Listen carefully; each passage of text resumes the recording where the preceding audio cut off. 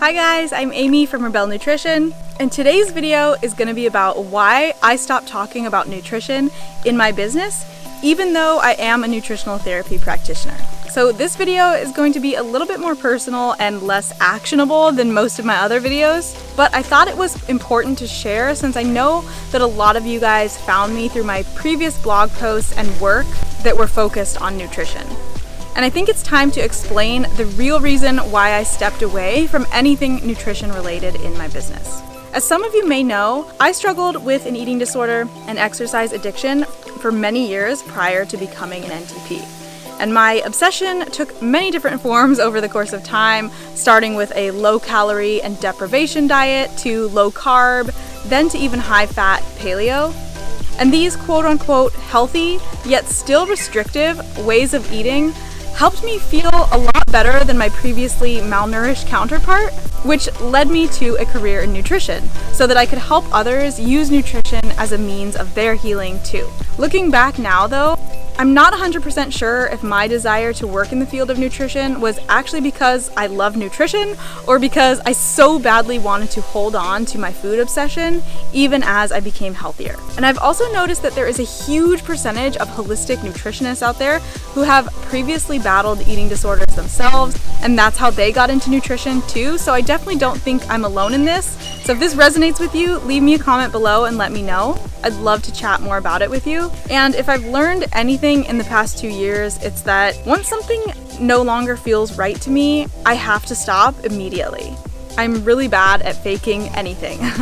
So when I found myself constantly telling other women that they should be eating gluten-free, avoiding dairy, avoiding processed foods, and avoiding sugar like the plague, I really started to feel out of alignment with what I truly believed, and I started to feel seriously icky about it. So these messages that I was telling other women to do to find health were actually the exact reason that I personally was still unhealthy.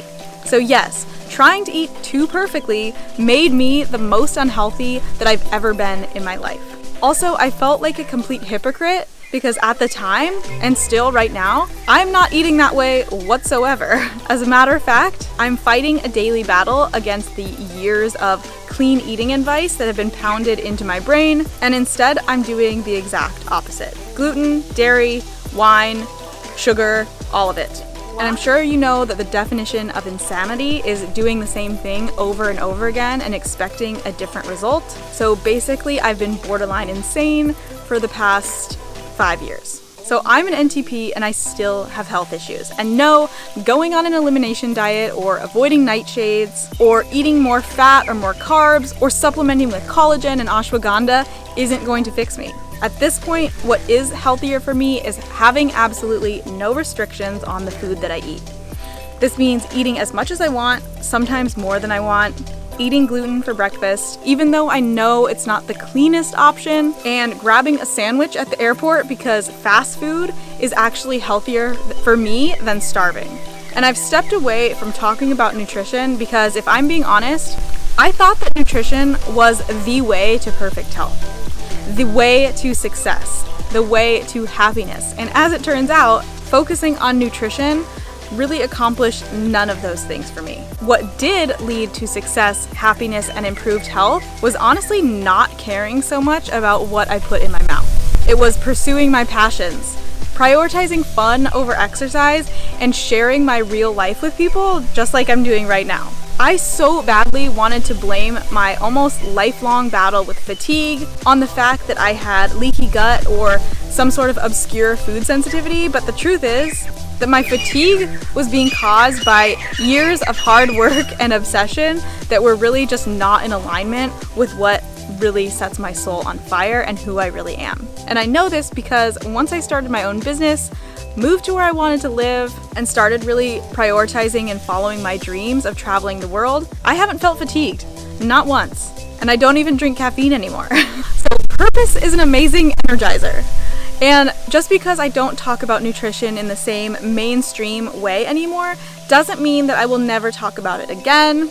As you can probably tell, I'm pretty passionate about the new way I view nutrition, but I've also come to accept the fact that maybe my nutrition message isn't mainstream. It's not even probably very popular or helpful to a lot of people, and that's okay. Because my message is not for everybody. I am not for everybody, and neither are you. And I know that there are a ton of women out there who feel the exact same way that I do right now. Maybe you've tried every gut healing protocol and elimination diet, and you still don't have energy, or you still don't get your period, or you still don't enjoy life because you're too concerned about what's going into your mouth. So for now, I'm over it. Maybe forever, maybe not. But I'm going to continue to focus on the things that light me up and energize me, which are talking about online business, social media, minimalism, and travel. And I'll link to more info on those things below if you guys are interested. But when it comes to nutrition, I'm not using any labels. I'm going to eat what I want when I want it, even though that scares the shit out of me, because I've learned that things that scare the shit out of you usually have the best outcome.